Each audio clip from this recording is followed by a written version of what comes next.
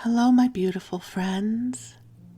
I am Laurel Bleadon-Maffei with Illuminating Souls, welcoming you to this episode of Sleepy Bedtime Blessings, a podcast designed to help you rest, relax, and fall asleep, all while deepening in your connection with your beautiful team of angels who love you so. If we're meeting for the first time, I am an angelic practitioner, a spiritual teacher, and an encourager of souls.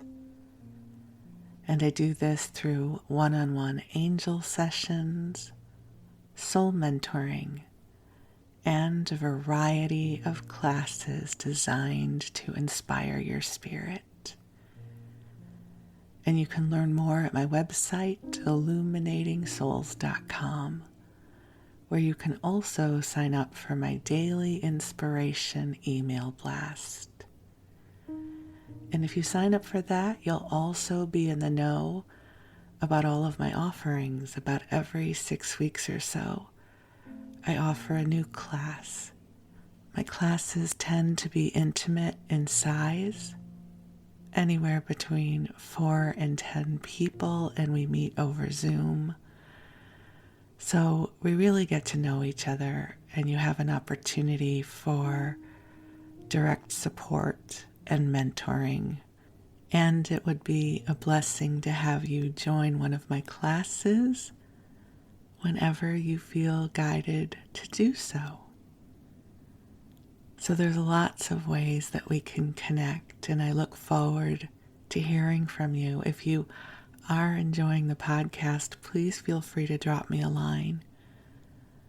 I love hearing about your experiences with the podcast. So feel free to reach out, and it will be a blessing to connect with you. But for now, the angels and I are here to help you come into a beautiful place of soothing, calming, loving energy. So this podcast is born out of 2 of my favorite forms of self-care, the angels and listening to sleep podcasts. If you are a regular listener, you know that I listen to a sleep podcast every night, and it's part of my bedtime ritual. I'm somebody who goes to bed super early. I'm usually in bed by 8 o'clock. And I love burrowing into the covers, the blankets, and the pillows. And I put in my earbuds, and I pick a podcast episode. I will say that I often listen to this podcast, and it helps me fall asleep, so it feels like a double blessing that I have created a podcast not only for you, but it's one that works for me as well.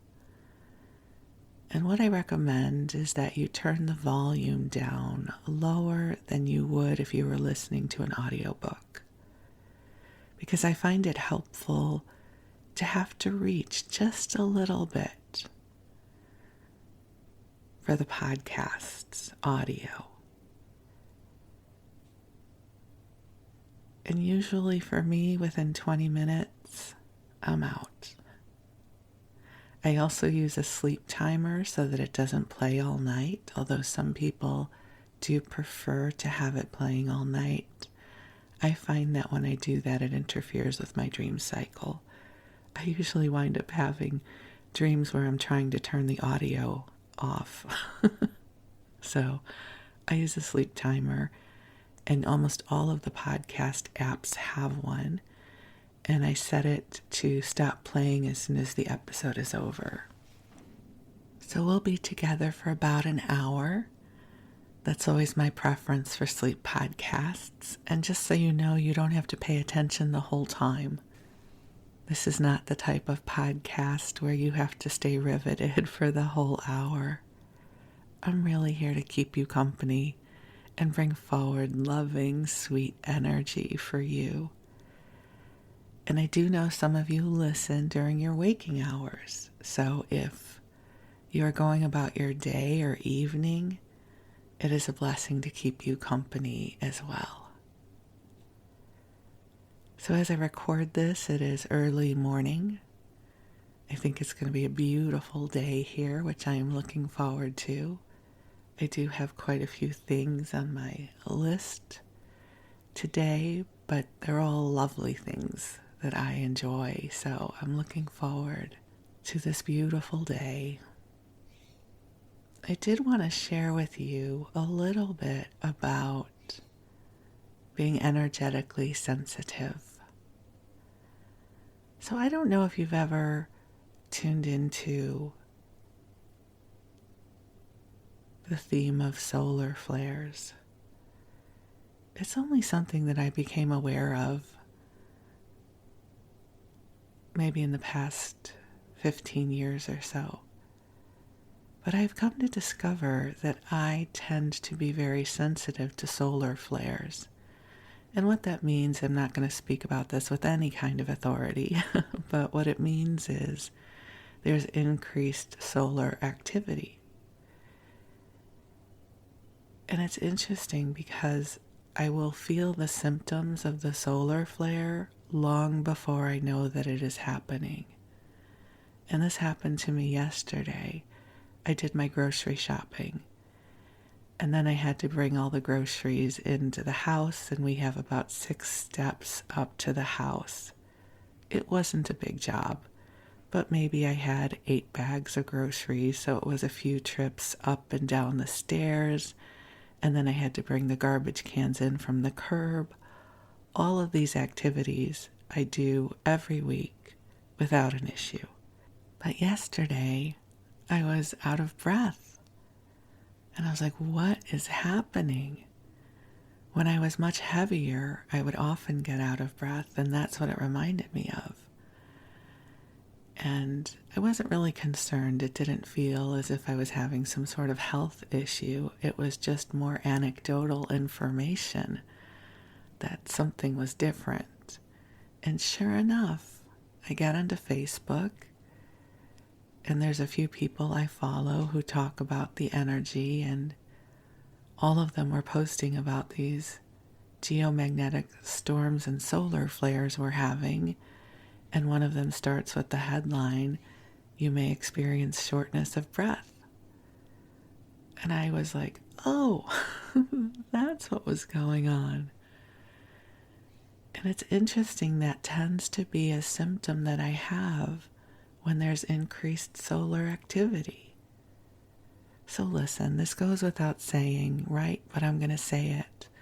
This is not me diagnosing you that any problems you might have with breathing are because of solar flares, okay? Let's just be really clear about that.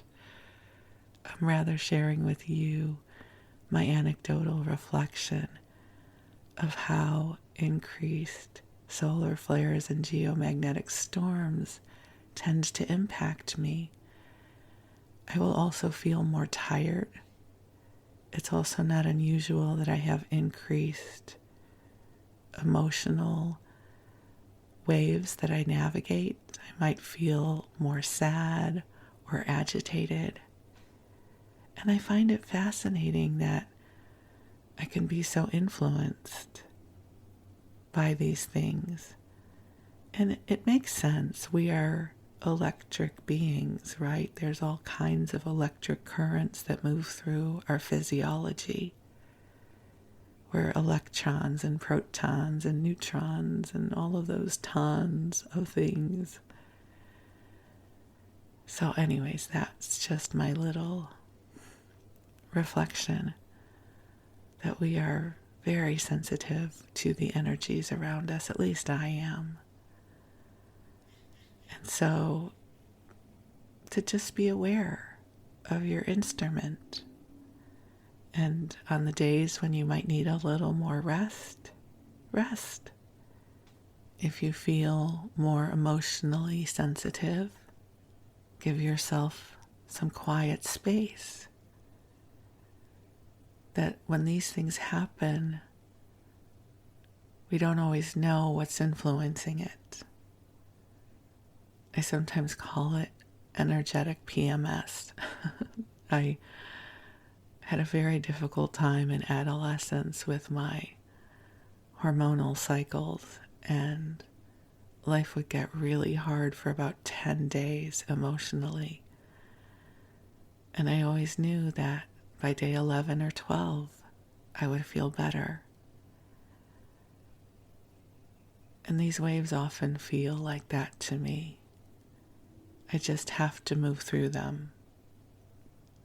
And so, if you're listening, you likely are also energetically sensitive.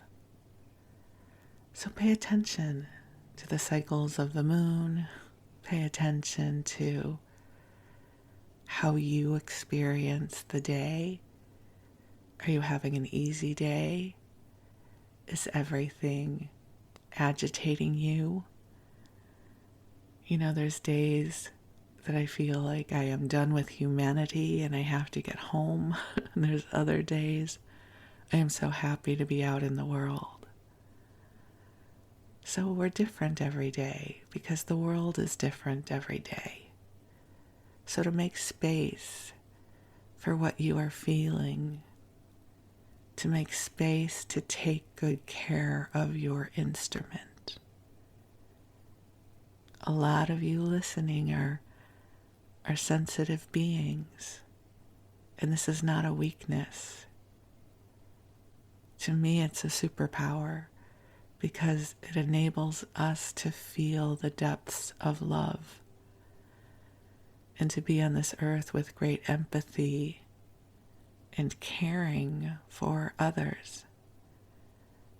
And that is an extraordinary gift that you bring into this world.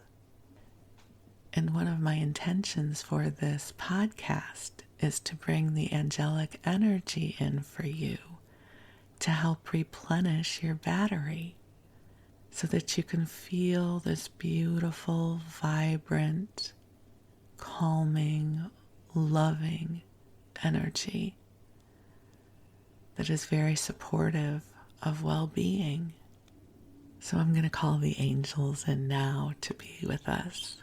So I invite you to take a deep breath in as we call ourselves gently into the heart of God. And beautiful angels on high, I invite you to join us here. I ask that you infuse this broadcast with waves of love, of comfort, of peace, and of calm in service to each of our beloveds hearing this message. And angels, I ask that you balance our energy fields, helping to calibrate us for a deep sense of well-being and goodness. And dear ones, just take a nice deep breath in and out, allowing yourself to be received in love by your angels.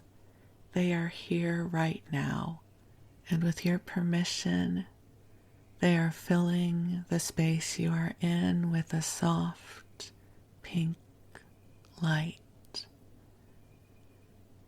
And as they do this, you may hear it in the distance, but birds are singing as they greet this moment. And the love and the sweetness is filling your space, creating a comforting, beautiful sanctuary where you can replenish and receive and connect with your own beautiful divine essence.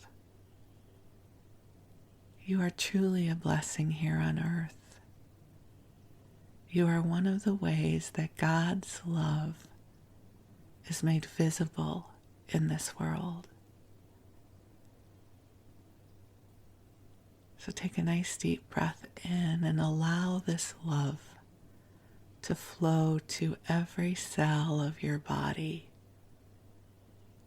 every thought in your mind, and every emotion in your heart.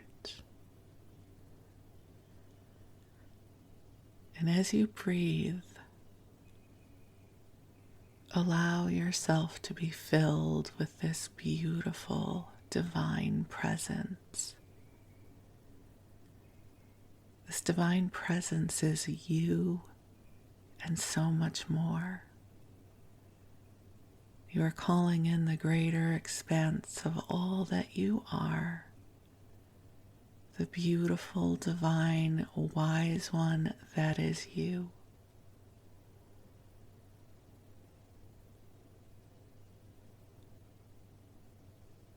And I affirm that you are opening to your magic, to your goodness, to your wisdom, and to your light. And just breathe. The angels want you to know that they are placing signs of magic upon your path. So in the days to come, to just pay attention for your signs of magic. They might be repetitive numbers. They might be a message on a license plate in the car in front of you.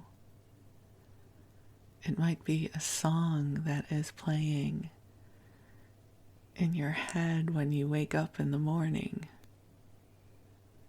I find that that's a really joyful way the angels will sometimes speak to us. So if you have a random song playing in your head in the morning, follow the lyrics and see if there's a message there for you. I'll share with you one of my favorite stories about this. Many years ago, I was having a particularly tumultuous time, and I don't know that it was really tumultuous, but I was experiencing it as such. Everything felt magnified. And I woke up one morning to the song Row, Row, Row Your Boat, right? We all know this from childhood. And I was thinking, what on earth is happening? Why is Row, Row, Row Your Boat going on in my head? And I felt the angels come in. And they said, go ahead, sing the song, follow the song. And so, in my head, I'm not going to sing it. But the words came forward. Row, row, row your boat gently down the stream. Merrily, merrily, merrily, merrily. Life is but a dream. And I was stunned by the beauty of that message. And I said, oh, angels, angels, you are so good. I had no idea. And that was the message that I needed to hear in that moment. Row your boat gently down the stream, merrily. Life is but a dream. And that moment brought me so much delight, and it made it so much easier for me to shift my consciousness so that I could be present to the blessings around me. That was one of my experiences of a sign of magic brought to you by the angels. And now I get to share that with you as we row our boats gently down the stream merrily, Isn't that a lovely word? Such a great adjective. I'm merrily going to the store. I am merrily going to do a load of laundry. It's like you can put it in front of anything and it sounds much more delightful than it did before. So here's to merrily having the sweetest of dreams, merrily going about your day, feeling the love of your angels shining upon you, guiding you, loving you, supporting you. There is so much love and goodness here for you, truly. And I am so deeply grateful for this opportunity to shine this love upon you right now. And so I invite you to get cozy and snuggle on in. And if you are hoping to fall asleep, you drift off when you are ready. And I'm going to read to you and ramble through the pages of an old magazine with you. So for this episode, I thought we could return to the pages of Sunset Magazine for July of 1898. So you might know the present day Sunset Magazine, especially if you live on the west coast of the United States. It's a wonderful gardening travel magazine. It's beautiful. They always have gorgeous pictures and gorgeous gardens. But the magazine was originally founded back in the late 1800s to help promote the Southern Pacific Railroad. Back then, there weren't any airplanes. If you wanted to get somewhere, trains were the mode of transportation, or horse and wagon. But for most people, it was a train if you wanted to get from here to there, and it was a travel. Trains helped get us where we needed to go. So we're going to dive right in to the July 1898 Sunset publication. So in this part of the publication, we have notes from the resorts, and they share little snippets about what's happening at different resorts on the West Coast. So think of this a little bit like a travel dream. We're gonna read about all the different places we could go and what the different resorts are offering. So we start with Yosemite. The large travel to Yosemite still continues, and apparently the people of California are beginning to realize the possibilities of the Sierras for delightful summer outings. And it is glorious there in the summer. The excellent hotel accommodations, both in the valley and en route, at Wawona and Oahe, I'm sorry if I don't say these names right. I think it's Oahe, are of themselves incentives to travel. Among last month's visitors to the valley were Mrs. J. O. Gunn and family, Mrs. C. A. Spreckles and party, Mr. Reuben Lloyd and Senator Frank Moffett and wife of Oakland. I have no idea who these people are, but perhaps if we frequented the society pages in 1898, we would know these names.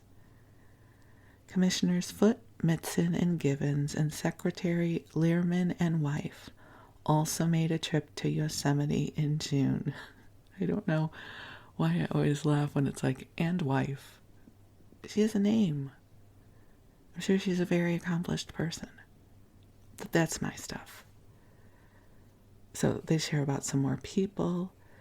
An excursion party comprising most of the prominent educators of Southern California will leave Los Angeles for the Valley on July 5th They will go via Inspiration Point and return over the Meadow Road from Glacier Point. They then move on to Lake Tahoe, where they say a tri-weekly sleeping car for the accommodation of Lake Tahoe travel has been placed on the evening train from San Francisco, leaving that city on Mondays, Wednesdays, and Fridays.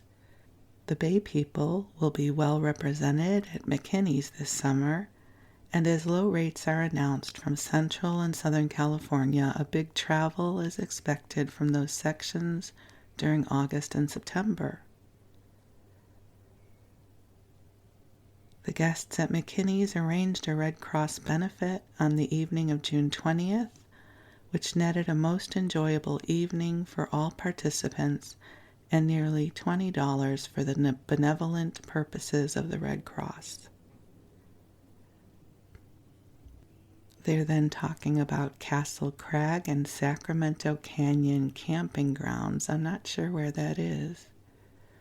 The Tavern of Castle Crag has been brightened by many new faces the last 2 weeks, and the adjacent points of recreation and sport have each received their quota. The new incline railway at Shasta Springs adds much to the convenience of cottagers at that beautiful spot. They then go on to reference Pacific Grove. The month of June has brought many visitors to Pacific Grove who are enjoying the perfect weather and the varied attractions of this most charming resort. Fishing for salmon, which is now running in great numbers in the bay, is one of the principal amusements. There are as many as 75 boats out each day, and it is a picturesque and animated scene, the fleet moving together from point to point, the white sails gleaming against the blue waters of the bay. Bathing is also an attractive feature, and every day the raft is reached by the more venturesome swimmers, while the timid ones are content to frolic in the shallower water near the shore. Swimming lessons are given daily by a competent teacher. I love that they had to put in there they're competent versus someone who's not a good teacher. It's like life hint. If you're going to learn swimming in the ocean, make sure you have a competent teacher. That would be very important. They then go on to talk about what's happening in Long Beach.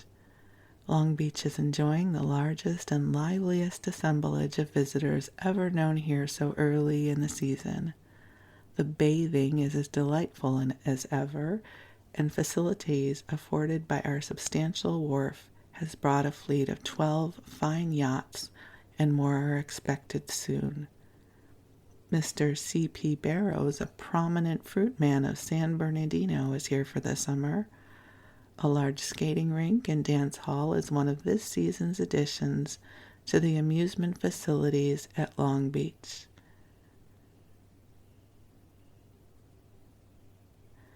Mr. D.W. McLeod, president of the Fruit Growers Association of Riverside, with his wife and 2 daughters, will occupy a cottage on Ocean Avenue, and Mr. W.V. Newland has taken the Stadaconda cottage for the season. Stadacona, I think is what it's called. So I find it so interesting that back in the day they would announce who was going where. Now we do that ourselves on social media, but I don't know. I guess this is their version of Facebook. Right? Mr. and Mrs. Wesley Maffei will be so-and-so, wherever we would never announce that these days, personally. I wouldn't. But it's interesting. Okay, we're now going on to Santa Cruz. Hotels at Santa Cruz report a brisk, early summer business, and evidently resorters are making an early start for their vacations. Then they talk about Paso Robles. Hotel El Paso de Robles is already showing the result of the new and improved management. The grounds about the big caravansary, That's what it says. Caravansaray are in charge of a competent, again that word competent, landscape gardener. I don't know why that makes me laugh, versus an incompetent one. And their beauty is a surprise to all travelers. The hotel and bathhouse have been repainted and many other minor improvements made. The fact that the culinary department is under the direct supervision of Mr. Otto E. Never has already influenced a number of San Francisco clubmen to spend their vacations at Paso Robles Springs. A musicale is given each evening. It might be musical, but it just has an E on the end. A musical, perhaps, or musicale, is given each evening on the spacious veranda of the hotel by the famous Führer Quintet. Among the last month's visitors were Judge George H. Buck of Redwood City, Mrs. B. A. Peckham, and Mrs. Norton of San Mateo. One of the favorite rides is to the Santa Isabel, with its charming little lake, beautifully situated in the hills about 2.5 miles from Paso Robles. All right, and now we talk about Santa Monica, a place I know well, and it was a resort town back at the late 1800s versus the incredibly densely populated place that it is now. Santa Monica never had such an inundation of visitors as she is now experiencing. And I just want to say, why don't you wait 120 years and then you will see an inundation of visitors? But this is 1898. So in the context of that time, Santa Monica never had such an inundation of visitors as she is now experiencing, owing to the capable and popular, again with the capable, and competent. I'm sorry. It's early in the morning here, and I guess I'm a little punchy. Okay, owing to the capable and popular management of the Hotel Arcadia, which was a very popular resort at the time. Manager Miller is making, in fact, as well as theory, and has succeeded in making the Arcadia one of the most attractive seaside homes on the southern coast, ranking with Coronado or Del Monte. In going over and around the house, it is interesting to note the originality with which so many of the improvements have been undertaken. Little things oftentimes attract one's attention even more than the large things. For instance, it is a little thing to see the elegant silver candelabra and tasteful silk shades, and yet the air of refinement and elegance and the touch of home atmosphere that they give to the room is especially noticeable. In all the sleeping and living rooms throughout the house, pictures have been placed that are distinctly Western. In one room will be found a spirited sketch by Frederick Remington, and another a fine photograph of one of the old missions, or an exquisite watercolor of the California poppy. The pictures are not large, yet they give a California atmosphere to the room, even when the blinds are down, and all the glorious surroundings of sea, mountain, and flower-clad valley are out of sight. Another one of the great improvements of the Arcadia Hotel is the new breakfast room. In reality, it is a large ocean parlor open to the sea in 3 directions, so that no matter where the guest may sit, he has the glorious outlook over the pearly-faced ocean. In addition to this, as Hotel Arcadia is located midway between Point Dumas on the between Point Dumas on the north, forgive me if I'm pronouncing that wrong, you'd think I would know that since I lived in LA for so long, and Point Furman on the south. Not only is the ocean visible, but also the wide sweep of these outstretching arms in either direction. This beautiful effect is further enhanced by the glory of the Sierra Santa Monica on the north and the Palos Verdes hills on the south. Within everything is as dainty and charming as it can be. To enjoy one's breakfast in this delightful outlook is an experience as unique as it is delightful. Then the fish grill room, everything here suggests the sea. The walls are covered with green rag silk paper, suggestive of the depths of the old ocean. All around the room and on all the pillars, fish nets are artistically festooned and hung. I just have to say, we don't use the word festooned often enough. That's such a great word. Here and there, sailors' knots artistically made of the whitened rope are to be seen. Trout lines and baskets, fishermen's storm hats, anchors and anchor chains, oars, rowlocks, etc. In whichever way the eye looks, it is met by some reminder of the sea. Hereafter, Santa Monica will be an all-year-round instead of season resort, with Los Angeles only 18 miles distant and the frequent and rapid electric and steam transportation now afforded. It should be most popular with the winter tourist travel. And now we move on to Avalon and Catalina Island. With the favorite steamer, Hermosa, back from Alaska and placed on her regular run to the island. For those of you who are not from California, Catalina is an island many miles off the coast of Los Angeles. So you have to take a boat to get there. So, with the favorite steamer, Hermosa, back from Alaska and placed on her regular run to the island, Avalon may be said to be in the full tide of her summer glory. One of the other things that's interesting about Avalon is they have wild buffalo or bison. At some point, somebody imported a herd and they have repopulated, so they now dwell there. And cars aren't allowed there, but there's golf carts, I believe. I've actually never been there, believe it or not. All my years living in Los Angeles, I never lived there. But these are just little tidbits I thought I would share with you because perhaps the buffalo were not there yet. Also, William Wrigley, sorry, I keep remembering all these things about Catalina.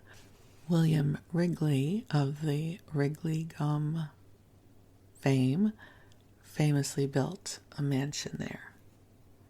So in addition to the regular island residents from Southern California, there are many Arizona and New Mexico people here this season and a number of northern people. And then they go to name everybody who none of us are going to know.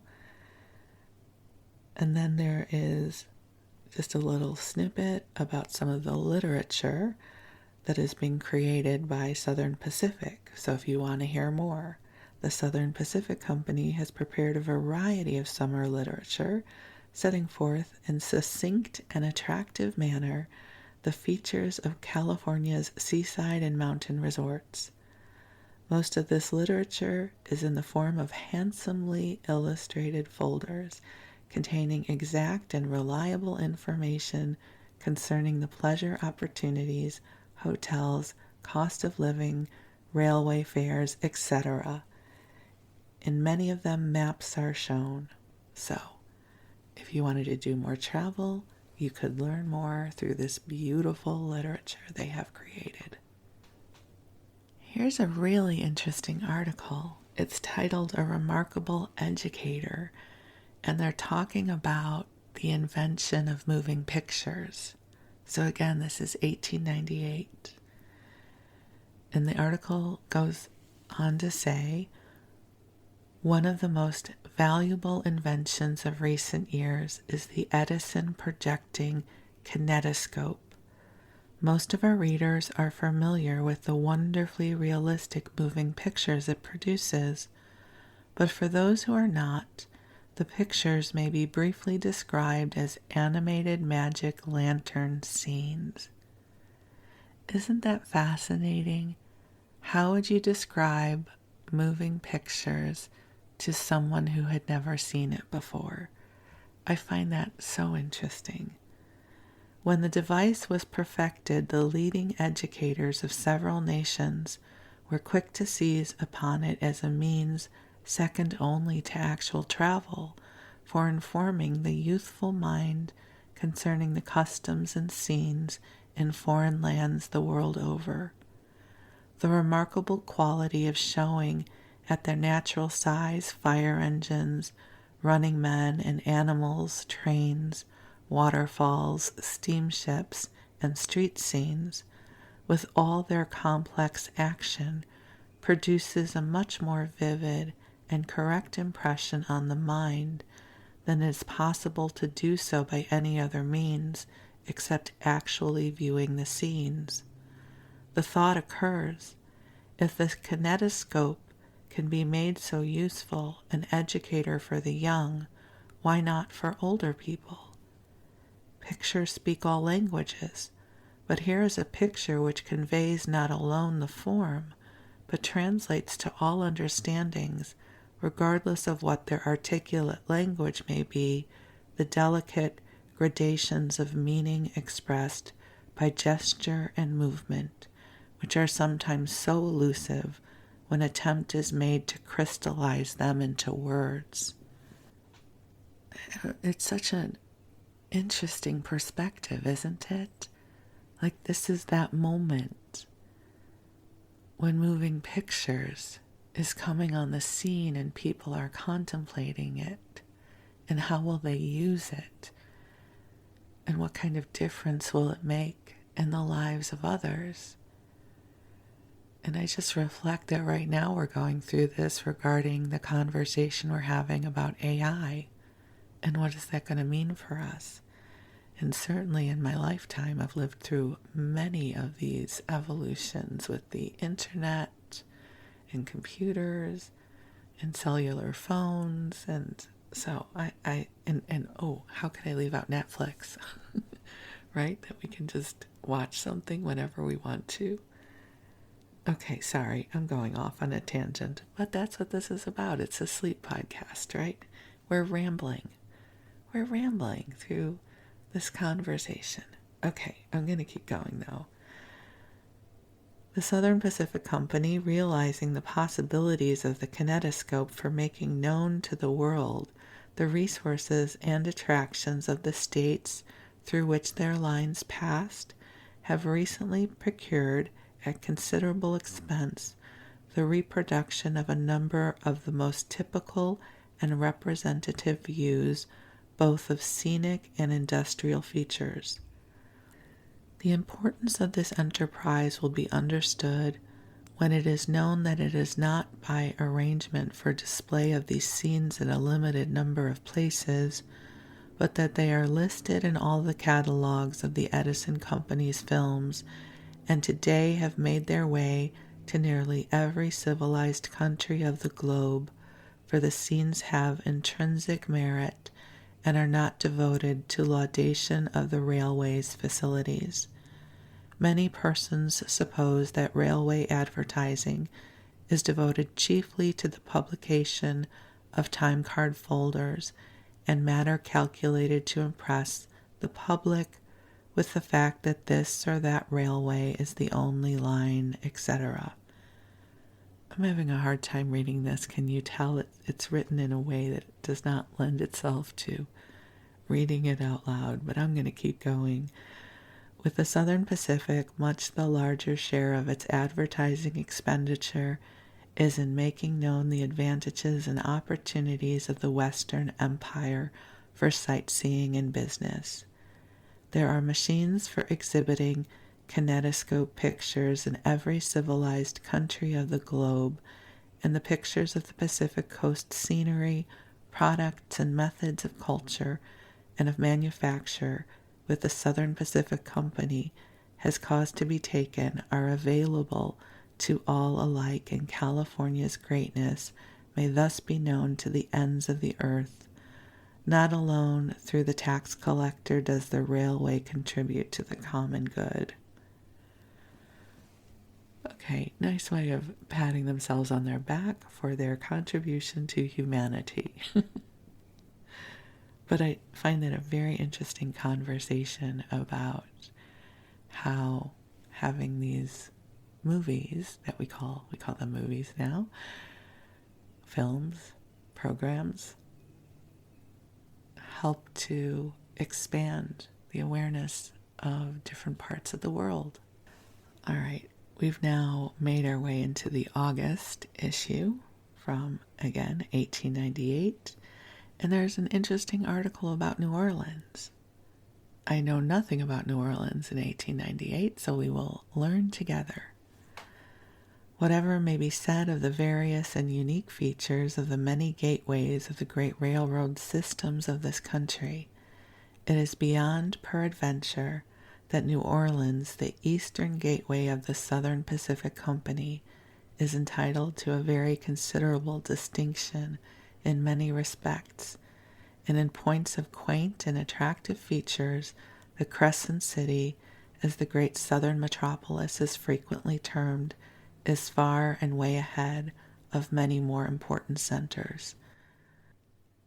New Orleans has furnished fodder for innumerable skits, brochures, and even volumes published at various times by various writers, notably Cable, King, Gayare, and Fortier, and in the elaboration of its distinctly quaint phrases, the community has been exploited in a most pleasant manner. And yet, in spite of the much which has been done, and the still more which has been attempted, the romantic episodes of early history and occupation still represent practically an unknown quantity, the store of tradition being much like a mine prospected yet not worked below the outcroppings of the rich vein. This was not written to be read out loud. If you only knew how many times I had to read that sentence before you hear it on the episode. There were a bunch of false starts there. Okay. Classed in the lexicon of the railway man, New Orleans, as a gateway or terminal, has long been recognized as one of the best in the South, or in the entire country for that matter. Rich in legend, matter teeming with wealth of quasi-material sort, stocked to overflowing with all that goes to make up a city of romance and mystic lore, this great eastern gateway of the equally great Southern Pacific system contains in its entirety every element of progressiveness and enterprise. Today tradition is as rampant as ever.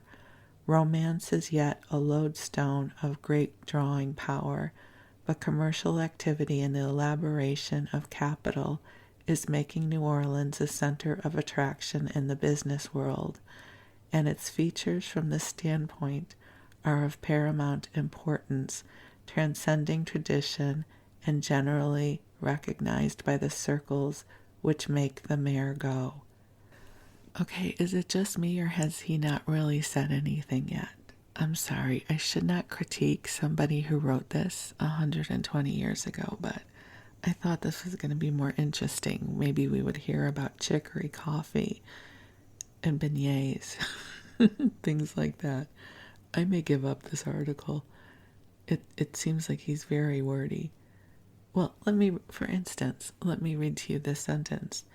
Aside from the glamour which doth, D-O-T-H, yes, uses that word, aside from the glamour which doth hedge about the quaint thoroughfares, odd architecture, romantic institution, customs, and byways made more than ordinarily entertaining and even instructive by the softening influence of time, the New Orleans of today represents much that is of value to the man who seeks realism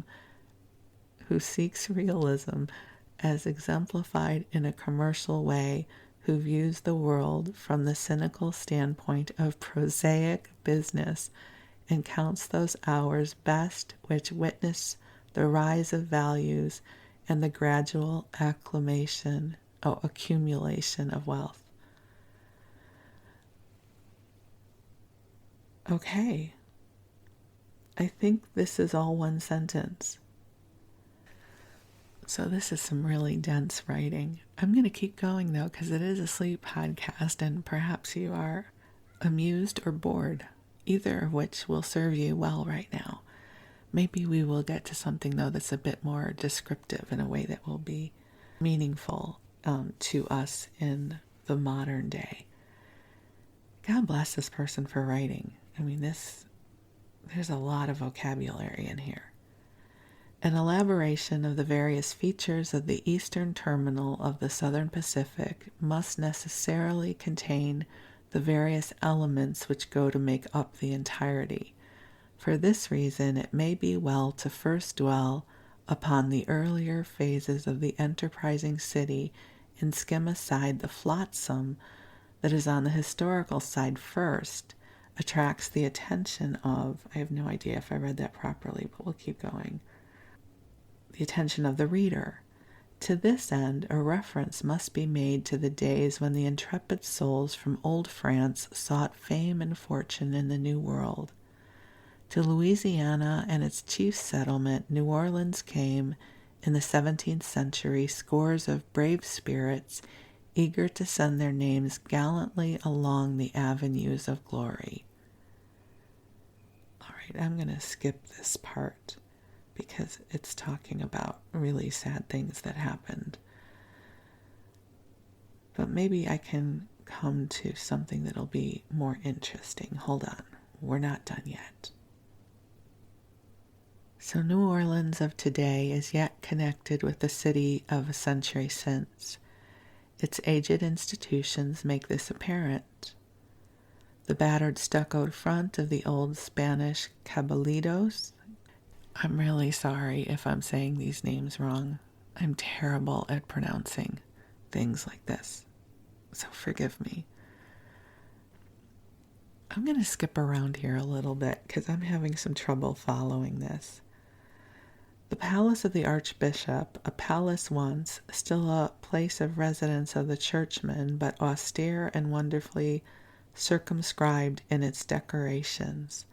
The convent of the Ursuline nuns, here again age knocks up against the present, back from the river, from below the eager city, where quietly rests the convent and its quaintly garbed sisters and demure Quaker-like pupils. Okay, and you know what? I'm going to have to give up on this article because I am having such a hard time reading it because I can't pronounce half the names and then the sentences keep running together. So I'm so sorry to get you excited about New Orleans history, only to not deliver in the end. But I will read to you the last paragraph of this article, which in small letters underneath says to be continued. Romantic history is, however, a thing upon which the fancy builds when time is easy. Material progression represents the elements of success, and in this respect New Orleans presents a brightly hued picture in which the tints are laid on lavishly and the general effect most satisfactory to the persons who see in the elaboration of the city's advantages their own upbringing. And we'll just pretend that I read the whole article to you, but you were snoozing so you missed it, okay? So let's just pretend I did an amazing job of reading that to you. And to make it up to you, I'm going to read to you an article called A Natural Conservatory. And it looks like it's about Palm Springs, which is down in Southern California. And it looks like I will be able to read this one successfully to you. At the edge of the Colorado Desert, on the east slope of the San Jacinto Mountains, there is a pretty little valley where the climatic conditions are such that it may well be termed a natural conservatory. In proof of its right to be thus designated, it produces in commercial quantities figs, seedless grapes, melons, berries, peaches, and other deciduous fruits, as well as various farm products from 4 to 6 weeks earlier than any other locality in the Southwest that we are accustomed to consider semi-tropical. This is possible not by reason of higher temperature or greater rainfall, but simply because the valley is, in truth, a natural conservatory. Its light, rich soil corresponds in scientific combination to the best artificially created conditions, and through it percolate the purest of waters from the mountains, so that the fruits of Palm Valley are stimulated to an earlier maturity than is known elsewhere.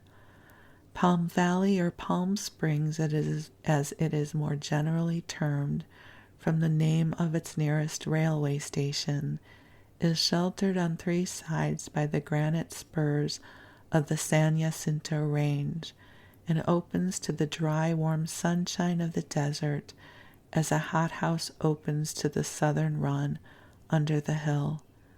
The valley obtains its name from a grove of date palms of such great age that neither history nor legend tell aught of those who planted them.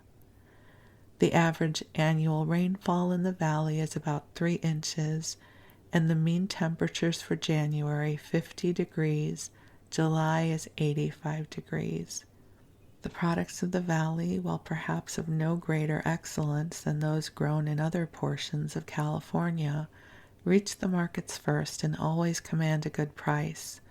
The luscious figs ripen early in June, as do also certain varieties of grapes, and reach the consumer the 1st of July. Palm Valley is also of note as a health resort, as the climate so favorable to the most sensitive fruits is likewise favorable to the sick. The dry, aseptic air of the desert with ozone and balsamic odors of the mountain, combined with porous soil and an elevation of about 600 feet, induce corrective conditions which cannot fail to profit the invalid. A sanitarium is maintained at the hot springs in the valley. The railway station of Palm Springs is 105 miles east of Los Angeles on the line of the Southern Pacific Sunset Route, and Palm Valley is distant 5 miles from the station.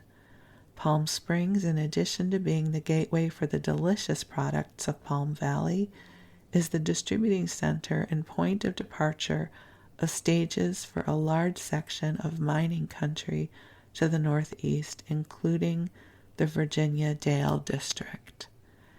And Palm Springs would go on to be an incredibly popular area, which I have traveled to several times. And all I remember about it is it's super hot in the summer. It is a dry heat, a desert heat. Let's see, what else can I share with you? And I'll give you one more snippet before we complete this episode. I think I just said that about what I read about Palm Springs, but let's do one more. This is notes from Riverside, again in Southern California. The new passenger station of the Southern Pacific at Riverside, California is completed with the exception of the interior finish. Asphalt walks on a concrete foundation are being laid around the entire building, as well as along Market Street between 7th and 8th Streets, making very noticeable improvement. The building will be ready for occupancy in early August.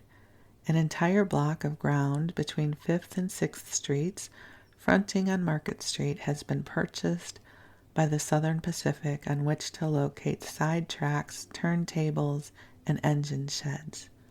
A new plunge bath has recently been opened up here for the water, which is supplied from a warm sulfur artesian well. Over 4,000 cars of oranges have been shipped this season from the territory covered by the city limits of Riverside, and there are about 200 cars yet to move. A 60-foot flagpole has been added to the new station building, from which floats a large-sized flag, the expression of patriotism on the part of the station employees here. The local train heretofore running between Los Angeles and Chino will, as a result of the completion of the Chino Loop, soon be extended to Riverside, with connections for Redlands and San Bernardino. This will give an earlier train for the metropolis and the coast resorts, and a later train returning than is now enjoyed, and will be much appreciated by the people of Riverside and San Bernardino County.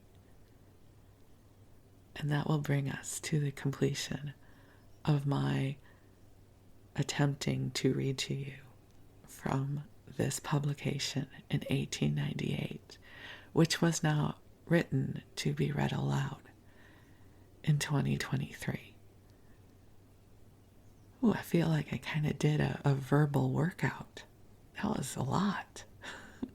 It's so much easier when I just tell you stories from my life, because these episodes require a lot of editing.